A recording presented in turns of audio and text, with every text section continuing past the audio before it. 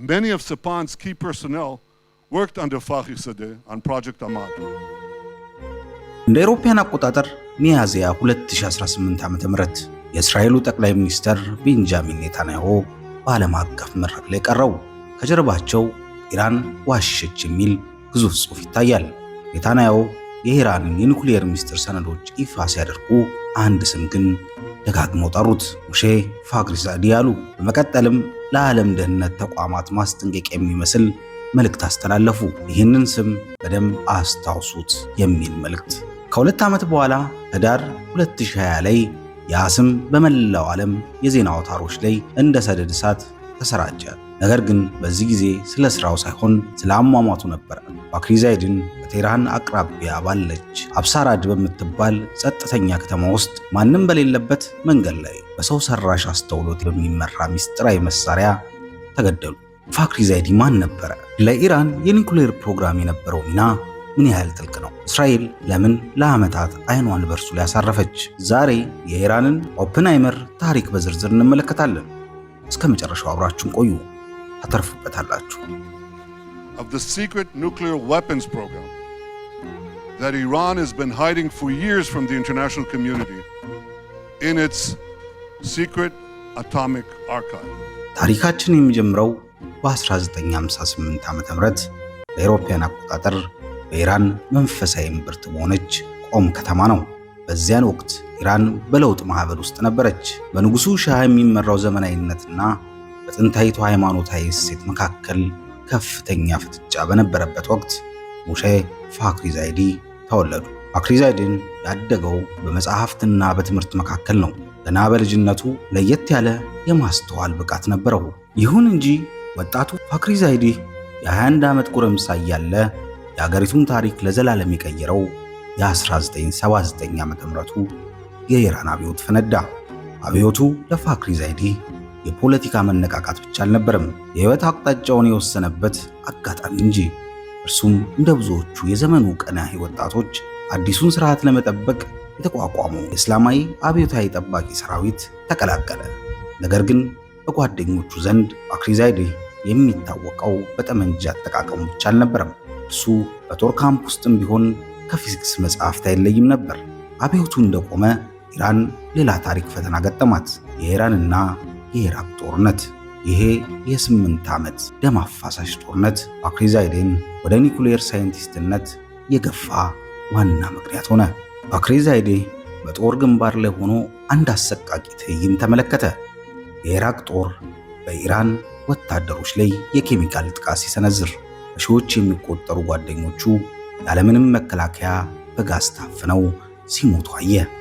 ይህን ጊዜ ነበረ በአእምሮ ውስጥ አንድ ትልቅ ጥያቄ ተፈጠረው። ለምንድን ነው አገሬ ራሷን መከላከል ያቃታት? ለምንድን ነው ጠላቶቻችን እንደ ልባቸው የሚጫወቱብን? በዚህ ጭቃጋማ የጦር ግንባር ላይ ፋክሪዛዴን አንድ ቃል ገባ። ኢራንን ማንም የማይደፍራት በሳይንስና በቴክኖሎጂ የገዘፈች ሀያል አገር መሆን አለባት ሲል ለራሱ በቁጭት ቃል ገባ። ይሄ ህልም ነው እንግዲህ ከአብዮት ጠባቂነት ወደ ኒኩሌር ፊዚክስነት እንዲያቀና ትልቅ መንገድ የሆነው። ከጦርነቱ በኋላ ወደ ትምህርት ተመለሰ። በታዋቂው ሻሂድ በሃሺቲ ዩኒቨርሲቲ የኒኩሌር ፊዚክስ ትምህርት በጥልቀት አጠና። የዶክተሬት ዲግሪውን ሲያገኝ እርሱ ተራ ምሁር አልነበረም። የጦርነት ግፍ ያየ፣ የሀገር ፍቅር ስሜት ውስጡን ያንገበገበውና የቴክኖሎጂ የበላይነት የሚተጋ የሳይንስ ተዋኪ እንጂ። በ1990ዎቹ መጀመሪያ ላይ የኢራንን መንግስት የኒኩሌር ፕሮግራም በበላይነት የሚመራና ሚስጥራዊነቱ የሚጠበቅ ሰው ሲፈለግ ከአይን ውስጥ የገባው አንድ ሰው ብቻ ነበረ፣ ሞሼ ፋክሪዛዴ። በዚህ ጊዜ ነበረ የጥላ ሰው ታሪክ በይፋ የተጀመረው። ፋክሪዛዴ ወደ ሚስጥራዊ የላብራቶሪ ዓለም ውስጥ ገባ። ከዚህ ቀን በኋላ ለ30 ዓመታት ያህል ፊቱን ለዓለም እንዳይታይ ተደበቀ።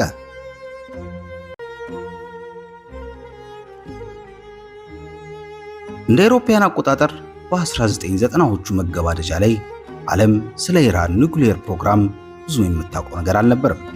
ነገር ግን በቴህራን ዳርቻ በሚገኝ ጥብቅ ጥበቃ የሚደረግባቸው ሕንፃዎች ውስጥ አንድ ግዙፍ ፕሮጀክት በሚስጥር ተወለደ። ፕሮጀክቱ አማድ ይባላል። ይህ ስም በፋርስ ቋንቋ ዝግጁነት ወይም ሎጂስቲክ የሚል ትርጉም ቢኖረውም ከስሙ ጀርባ ግን የምዕራባውያን ደህንነት ተቋማትን እንቅልፍ የሚነሳ ሚስጥር ተደብቆበት ነበረ። የዚህ ግዙፍና ሚስጥራዊ ፕሮጀክት ቁንጮ ደግሞ አንድ ሰው ነበር፣ ዶክተር ሙሼ ፋክሪዛይዲ። ፋክሪዛይዲ ለዚህ ፕሮጀክት ሳይንቲስት ብቻ አልነበረም። እሱ በሺዎች የሚቆጠሩ መሐንዲሶችን፣ ኬሚስቶችና የፊዚክስ ሊቃውንትን አንድ ትልቅ የሙዚቃ ኦርኬስትራ የሚያቀናጅ ማestro ነበር። በሱ አመራር ስር የነበረው አማድ ፕሮጀክት በሶስት ዋና ዋና ምሰሶች ላይ የተገነባ ነበረ። እነዚህ ምሰሶች ኢራንን ወደ ኒውክሌር ኃያልነት የሚያሸጋግሩ ድልድዮች ነበሩ። የመጀመሪያው ዩራኒየም የማበልጸግ የኒውክሌር ቦምብ ለመስራት እንደ ዋና ግብዓት የሚያገለግሉ ዩራኒየም። ይህን ለማግኘት ደግሞ በሺዎች የሚቆጠሩ ሴንትሪፊዩጅ የተባሉ ማሽኖች በከፍተኛ ፍጥነት መሽከርከር አለባቸው። ፋክሪዛይዲ እነዚህ ማሽኖች እንዴት በብቃት እንደሚሰሩ፣ እንዴት በሰንሰለት እንደሚተሳሰሩና እንዴት ኢራን በራሷ ቴክኖሎጂ ማሽኖቹን ማምረት እንደምትችል የሚመራመረው ዋና መሐንዲስ ነበረ። በናታንዝና ፎርዶ በተባሉ የመሬት ውስጥ ዋሻዎች ውስጥ የሚገኙ ሴንትሪፊዩጆች የፋክሪዛይዲ የህልም ውጤቶች ነበሩ። በሁለተኝነት ደግሞ የፍንዳታ መቆጣጠሪያ ወይም ፕሮጀክት 110 ይባላል። ዩራኒየም ማግኘት ብቻውን ቦምብ አይሆንም። ቦምብ እንዲፈነዳ የዩራኒየም ቅንጣቶች በአንድ ማይክሮ ሰከንድ ውስጥ እጅግ በከፍተኛ ግፊት መጋጨት አለባቸው። ፋክሪዛይዲ ይህንን እጅግ ውስብስብ የሆነ ፍንዳታ ስርዓት የሚያጠናበት ፕሮጀክት 110 የተባለ ሚስጥራዊ ላቦራቶሪ መሰረተ። እዚህ ቦታ ላይ ሳይንቲስቶች የኒውክሌር ቦምቡ ጭንቅላት ቅርጽና አሰራር ይነድፉ ነበረ። ሶስተኛው ፕሮጀክቱ ደግሞ የሚሳኤል ማቀናጀት። ቦምቡ ከተሰራ በኋላ ተሸክሞት የሚበር ሚሳኤል ያስፈልጋል። ፋክሪዛይዲ የኒውክሌር ጭንቅላቱን ከኢራን ሻሃብ 3 ሚሳኤል ጋር እንዴት ማቀናጀት እንደሚቻል ጥናቶችን በበላይነት መርቷል።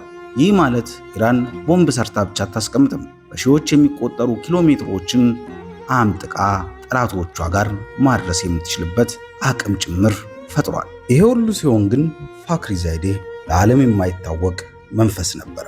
የዓለም አቀፍ አቶሚክ ኢነርጂ ኤጀንሲ መርማሪዎች ስለ ኢራን ፕሮግራም ጥርጣሬ ሲገባቸው ፋክሪዛይዲን የሚባል ሰው ማግኘት እንፈልጋለን ብለው ደጋግሞ ጠየቁ። የኢራን ባለስልጣናት ግን ምላሻቸው አንድ ነበር። እሱ የጦር ሰራዊት መኮንንና የዩኒቨርሲቲ መምህር እንጂ የኒውክሌር ሳይንቲስት አይደለም በማለት ጥያቄያቸውን ውድቅ ያደርጉ ነበረ። በእርግጥም ፋክሪዛይዲ ሁለት ማንነት ነበረው። በቀን በኢማም ሁሴን ዩኒቨርሲቲ ፊዚክስ ያስተምራል፣ በሌሊት ደግሞ የሀገሪቱን እጅግ ሚስጥራዊ የጦር መሳሪያ ፕሮጀክት ይመራል። ለዓመታት በጥላ ውስጥ ሆኖ የሀገሩን ደህንነት ጋሻ ሲገነባ ኖረ። እሱ ግን አንድ ነገር ያውቅ ነበረ። የእስራኤል የደህንነት ተቋም ሞሳድ ስሙን በደማቁ እንደመዘገበና ጥላውን እየተከታተለ እንደሆነ በደንብ ያውቃል። እኛ ቦምብ መስራት አንፈልግም፣ ቴክኖሎጂውን ማወቅ ግን መብታችን ነው የሚለው የኢራን ይፋዊ አቋም ከፋክሪዛይዲ ዝምታ ጋር ተዳምሮ ለዓመታት ምዕራባውያንን ግራ ሲያጋባ ቆየ። ነገር ግን 2018 ያ ዝምታን የሚሰብር ትልቅ ክስተት ተፈጠረ። ጥር 31 ቀን 2018 እንደ አውሮፓውያን አቆጣጠር እኩለ ሌሊት ነው። የቴህራን ከተማ በከባድ እንቅልፍ ውስጥ ነች። ነገር ግን በከተማዋ ዳርቻ በሚገኝ አንድ ተራ በሚመስል የንግድ መጋዘን ውስጥ የታሪክን አቅጣጫ የሚቀይር እጅግ አደገኛ ኦፕሬሽን እየተከናወነ ነበር። ከ20 በላይ የሚሆኑ የሞሳድ ሰላዮች በኢራን የደህንነት ካሜራዎችና ጥበቃዎች ሳይታወቁ ወደ መጋዘኑ ዘልቀው ገቡ። ይሄ መጋዘን ተራ ዕቃ የሚቀመጥበት አልነበረም። የኢራን የኒውክሌር ፕሮግራም ሚስጥራዊ አርካይቭ ወይም መዝገብ ቤት ነበረ። ሰላዮቹ እጅግ ዘመናዊ የሆኑ የብረት መቁረጫዎችን በመጠቀም 32 ግዙፍ ካናሎችን ሰበሩ። በ6 ሰዓት ውስጥ ብቻ 55000 ገጾች ያላቸው ሰነዶችና 183 ሲዲዎችን በመጫን ንጋት ሳይተካ ከኢራን ድንበር ወጥተው አመለጡ። ከጥቂት ሳምንት በኋላ ሚያዝያ 2018 ላይ የእስራኤሉ ጠቅላይ ሚኒስትር ቤንጃሚን ኔታንያሁ በዓለም አቀፍ በቀጥታ የሚተላለፍ ጋዜጣዊ መግለጫ ላይ ቀረቡ።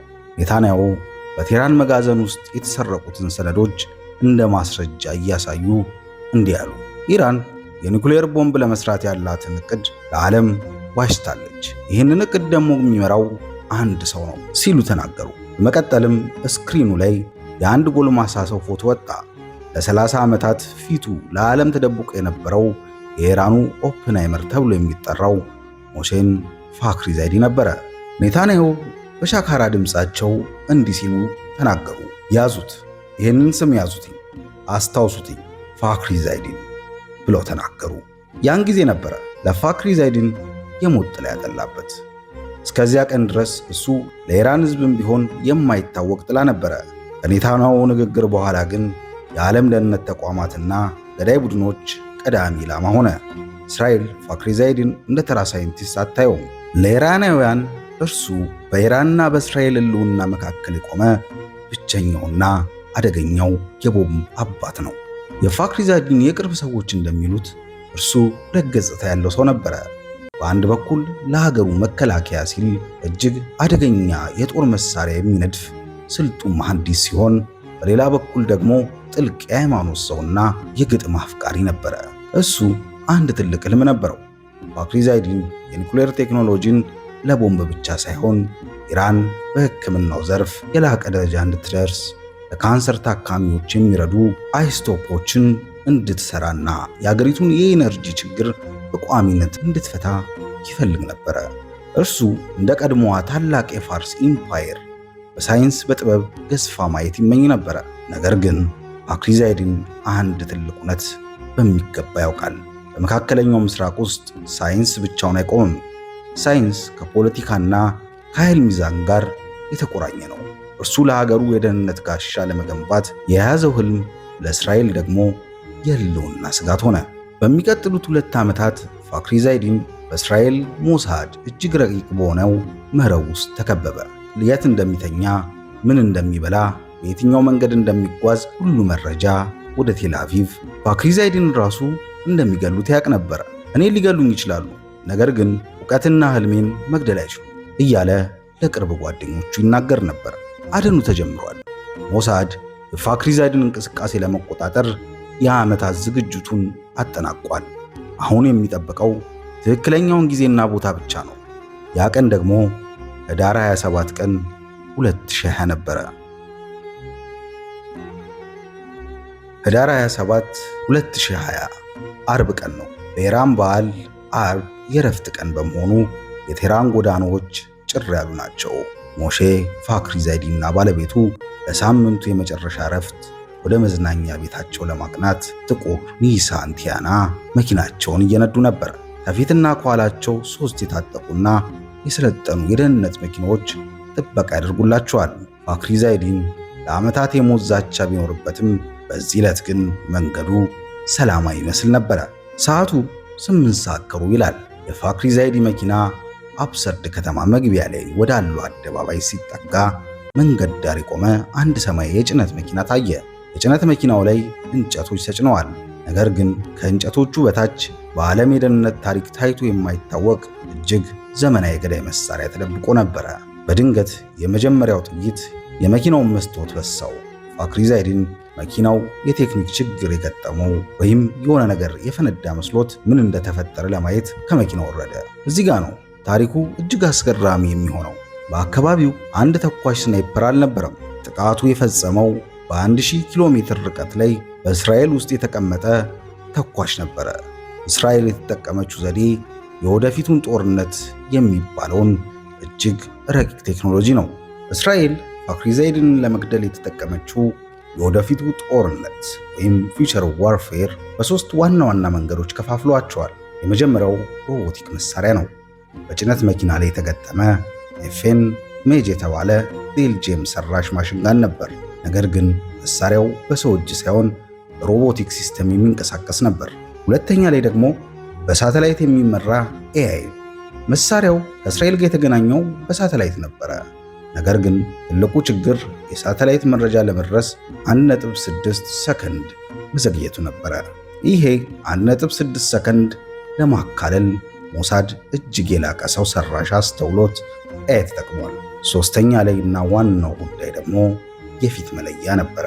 መሳሪያው ላይ የተገጠመው ካሜራዎች የፋክሪዛይዲንን ፊት ለይተው የማወቅ ብቃት ነበራቸው። መኪናው እየተንቀሳቀሰ ቢሆንም ወይም ፋክሪዛይድ ቢራመድም ኤአይ ቀጣይ የሚሆኑበትን ቦታ ቀድሞ በማስላት ጥይቶቹን በትክክል ያሳርፍ ነበረ። ጥቃቱ እጅግ የቀዶ ጥገና ያህል ጥንቃቄ የተሞላበት ነበረ። መሳሪያው በአጠቃላይ 13 ጥይቶችን ተኩሷል። ሁሉም ጥይቶች ያረፉትኝ ፋክሪ ዛይድን ላይ ብቻ ነበረ። ከጎኑ የተቀመጠችው ባለቤቱ አንዲት ጥይት እንኳን አልነካቻትም። የፋክሪ ዛይድን የጥበቃ አባላት መኪናቸውን አቁመው ወደ እርሱ ቢሮጡም ተኳሽ ስለሌለ ወዴት እንደሚተኩሱ ግራ ገብቷቸው ቆሙ። ጥቃቱ እንደተጠናቀቀ ሌላ አስገራሚ ነገር ተከሰተ። የጭነት መኪናው በከፍተኛ ድምፅ ፈነዳ። ሞሳድ ይህንን ያደረገው አንድም ማስረጃ እንዳይቀር ነበረ። በጭነት መኪና ውስጥ የነበረው ሮቦቲክ መሳሪያ፣ ካሜራዎችና የኤአይ ኮምፒውተሮች በሙሉ ወደ አመድነት ተቀየሩ። ኢራን በኋላ ላይ ባደረገችው ምርመራ በጥቃቱ ቦታ ላይ ምንም አይነት የሰው ዲኤንኤ ማግኘት አልተቻለም። ሁሉም ነገር በሩቅ ቁጥጥር የተመራ ዲጂታል ግድያ ነበረ። ፋክሪ ዛይዲ በከፍተኛ ሁኔታ ቆስሎ ወደ ሆስፒታል በሄሊኮፕተር ተወሰደ። ነገር ግን የጥይቶቹ መብዛትና የደረሰበት ጉዳት ከባድ በመሆኑ የኢራን የኒኩሌር አባት በ62 ዓመቱ ሕይወቱ አለፈ። ይህ ግድያ በዓለም የደህንነት ታሪክ ውስጥ ዘ ፐርፌክት አሳሲኔሽን ፍጹም ግድያ ተብሎ ተመዝግቧል። የሞሼ ፋክሪ ዛይዲ ሕይወት በድንገትና በአሰቃቂ ሁኔታ ቢቀጠፍም ግድያው የፈጠረው ማዕበል ግን ዛሬም ድረስ አልበረደም። ለኢራን ሕዝብና መንግሥት እርሱ ተራ ሳይንቲስት አልነበረም። እርሱ የሳይንስ ሰማዕት እና የሀገር መከላከያ ምሰሷቸው ነበረ። በቀብሩ ላይ የተገኙት የኢራን ከፍተኛ መሪዎች ቃል የገቡት አንድ ነገር ነበረ። ደሙ በከንቱ አይፈስም፣ የጀመረው ሥራ ዳግም ፍጻሜውን ያገኛል ሲሉ ለሕዝባቸው ቃል ገቡ። በሌላ በኩል ግን በቴል አቪቭ እና በዋሽንግተን ዲሲ የነበረው ድባብ የተለየ ነበረ። ምንም እንኳን እስራኤል ለግድያው ኃላፊነት በይፋ ባትወስድም የምዕራባውያን ደህንነት ተንታኞች ግን የዓለም ስጋት የተወገደበት ቀን ሲሉ አወድሰዋታል። ለነሱ ፋክሪ ዛይዲን የጥፋት መሳሪያ አባትና መከላከያው ምስራቅ ሰላም የሚነሳ አደገኛ መሐንዲስ ነበር። ለኢራን ደግሞ የኢራን መከላከያ ምሰሶ፣ ሀገሩን ኢራንን በዓለም ፊት ከፍ አድርጎ ለማሳየት የታገለ የሳይንስ ሰማዕት ነበረ። እዚህ ጋር ነው እንግዲህ ትልቅ ጥያቄ የሚመጣው። ፋክሪ ዛይድን የሞተው ህልሙን አሳክቶ ነው ወይስ ህልሙ ተቋረጠ? ኢራን ዛሬ የኒኩሌር ፕሮግራሟን በከፍተኛ ፍጥነት ቀጥላለች። ዩራኒየም የማበልጸግ አቅሟ ፋክሪ ዛይድን ከነበረበት ጊዜ በላይ ጨምሯል። ነገር ግን አንድ ትልቅ እውነት አለ። እንደ ፋክሪ ዛይድን ያለ ሳይንሳዊ ዕውቀት ከስትራቴጂካዊ አመራር ጋር አቀናጅቶ የያዘ በሺዎች የሚቆጠሩ ሳይንቲስቶችን በአንድ ዓላማ ስር ማሳለፍ የሚችል ሌላ መሪ ማግኘት ለኢራን እጅግ ከባድ ነው። የፋክሪ ዛይድን ታሪክ የግለሰብ ታሪክ ብቻ አይደለም። በመካከለኛው ምስራቅ ለዘመናት የቆመ የጥላቻ የፖለቲካና አሁን ደግሞ እጅግ የረቀቀ ቴክኖሎጂ ጦርነት ማሳያ ነው። ግድያ የተፈጸመበት መንገድ በኤአይ እና በሳተላይት ወደፊት የሰው ልጅ የሚገጥመውን ጦርነት ምን ያህል አስፈሪና ከሰው ቁጥጥር ውጭ ሊሆን እንደሚችል ትልቅ ማስጠንቀቂያ ሰጥቶ አልፏል።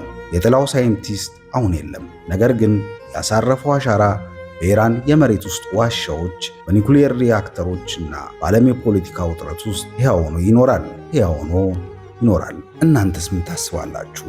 ሞሼ ፋክሪ ዛይዲን ለሀገሩ ነፃነት ጥንካሬ የቆመ እውነተኛ ጀግና ነበር ወይስ ለዓለም ሰላም ጠንቅ የሆነ የጥፋት መልእክተኛ? እስራኤል የፈጸመችው ግድያ የኒኩሌር ጦርነትን ያስቀረ ስልታዊ እርምጃ ነው ወይስ አሁን ላይ እንደምናየው አደገኛ የሽብር ድርጊት? ሐሳባችሁን ኮሜንት ላይ በዝርዝር አስፍሩልን። ይህንን ታሪክ ለሌሎች እንዲደርስ ሼር ማድረጋችሁን አትርሱ። ለዛሬ ያዘጋጀውላችሁ ልዩ ዝግጅት ይህንን ይመስላል። በሌላ ሳቢ ታሪክ እስከምንገናኝ ድረስ ቪዲዮውን ከወደዳችሁት ላይክ እና ሰብስክራይብ በማድረግ የቻናላችን ቤተሰብ ይሁኑ። እስከሚቀጥለው ፕሮግራም ቸር ቆዩኝ።